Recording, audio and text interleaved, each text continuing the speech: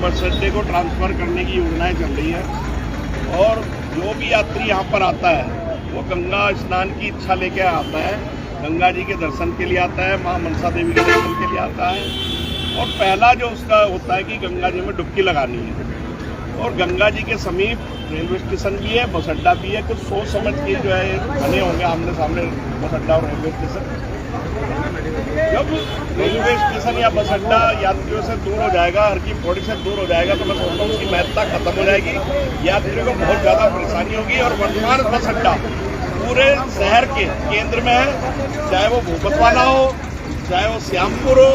चाहे वो कनकल हो, चाहे वो जगजीतपुर हो, चाहे वो BHL हो, चाहे वो ज्वालापुर हो, तीवड़ी हो, सिवलोक हो, कोई सा भी एरिया हो, वर्तमान बस अड्डा सबके सेंटर में है। इनसे यदि कहीं भी हटाया जाएगा तो मैं समझता हूँ कि तीर्थ यात्रियों को तो जो परेशानी होगी ही होगी, लेकिन जो आम जनता को भी परेशानी होगी। यदि किसी एक कोने में ले जाया जाए, आज आप कल्पना करो कि किसी भी कोने में आप ले जाओ तो दूसरे कोने वालों को बहुत परेशानी होगी। बस अड्डा सेंटर में ही रहना चाहिए, ये हमारी मांग है। और तीर्थ यात्री तो वाकई बहुत परेशान हो जाएगा, क्योंकि इसे आने जाने में किराए में बहुत ज़्यादा पैसा खर्चा होगा और जो है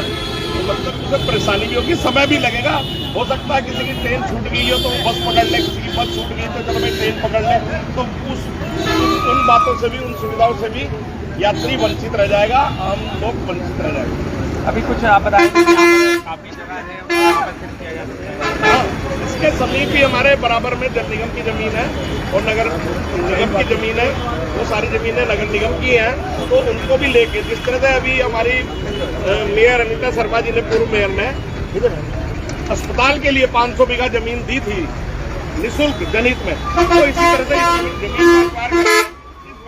बस अड्डे का विस्तारीकरण किया जा सकता है और यहीं पे मॉल भी बन सकता है, दुकानें भी बन सकती है, सब कुछ बन सकता है। ये बहुत बड़ी जमीन है, बराबर में चार दीवारी से लगी हुई चारों तरफ, चाहे सिंचाई विभाग की कॉलोनी हो, चाहे इस तरफ जो है जल निगम का ऑफिस हो या आगे और भी ऑफिस है, वो सारी जगह निर्जीव पड़ी है, खाली पड़ी है, उसका उपयोग हो सकता है। वैसे भी वो बिहारी पड़ी है, आपको हम दिखा भी सकते हैं कि पीछे कहाँ से। दूसरी बात यह है कि अगर हम इसको पीछे के मार्ग से जोड़ देंगे तुलसी चौक से, तो ये जो कहते हैं ना बार बार कि यातायात जाम हो रहा है, ये हो रहा है, भीड़ हो रही है, तो भीड़ भी जो है ना प्रशासन ने और इनकी अनियमित योजनाओं ने ही कर रखी है। अगर हम इसको पीछे से ही रास्ता ले लें तुलसी चौक की तरफ से ही, तो ना तो हमें देवपुरा आना पड़ेगा, ना हमें फायर ब्रिगेड की तरफ आना पड़ेगा, ना हमें अटल बिहारी गेस्ट हाउस की तरफ से आना पड़ेगा। हम तुलसी चौक से ही सीधा जो है अंदर बस अड्डे में प्रवेश कर सकते हैं और जिसमें सड़क पे जाने की कोई बात ही नहीं रह जाएगी, तो कोई यातायात भी जाम नहीं होगा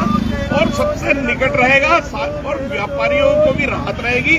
एक बात सोच लीजिए आप, अब ये जो 100 साल 200 साल पुराने जो है व्यापारी यहाँ पर बैठे हैं, तो ये भी कुछ सोच के ही बैठे होंगे ना। एकदम से आप किसी को उजाड़ दो, या तो आपकी कोई योजना हो कि भाई हम 10 साल पहले योजना जो है बस अड्डा ट्रांसफर करेंगे या 5 साल बाद हम ट्रांसफर करेंगे, तो आदमी अपने हिसाब से भैया